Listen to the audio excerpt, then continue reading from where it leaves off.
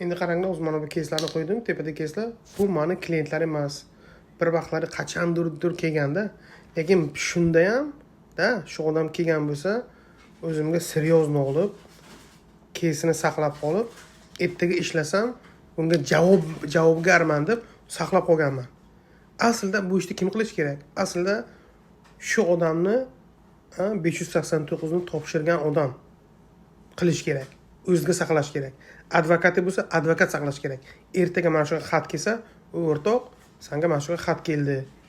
Mana sen buni qilishing kerak deb bilish kerak. Lekin bizda hamma unaqa qilmaydi. Pulni oldimi, u yog'i nima bo'ladi, nima qoladi, yo'q. Mana shu odamlarda o'zi $100 to'lamasa nima bo'ladi oxiri?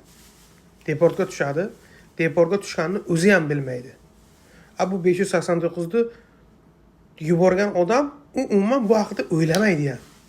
En muhimi shundaki, mana shu 589 dan mana shu odamlar uchun to'ldirgan odamni sen bu sani xatoing-ku degan fikr taji kelmaydi. Mana hozir men shu odamga aytgan bo'lsamki, mana 589 ni topshir, 200 olganmi, 300 olganmi, 100 olganmi, bilmayman qancha olgan, topshirgan. Topshirgandan keyin bu odam vorkini olgan, hozir xursand yuribdi. Mani vorkim bor, sovchilim bor. Mana endichi u odam sizga $100 mi, $50 mi, 250 bilan qilgan, 500 bilan qilgan, u yog'i nima bo'lyapti? Birinchidan u nimani yuborgan Xudo biladi. Ikkinchidan mana bunaqa voqeaga endichi men bu yuborgan odamni hech kim nima qilmaydi.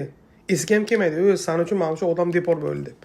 Lekin bitta ishni odam qildimi, oxirigacha qilish kerak. Shu chumchuqda ham qassob so'ysin deb bekor aytmagan. Mana shu o'rtoqlar, xulosa sizlardan.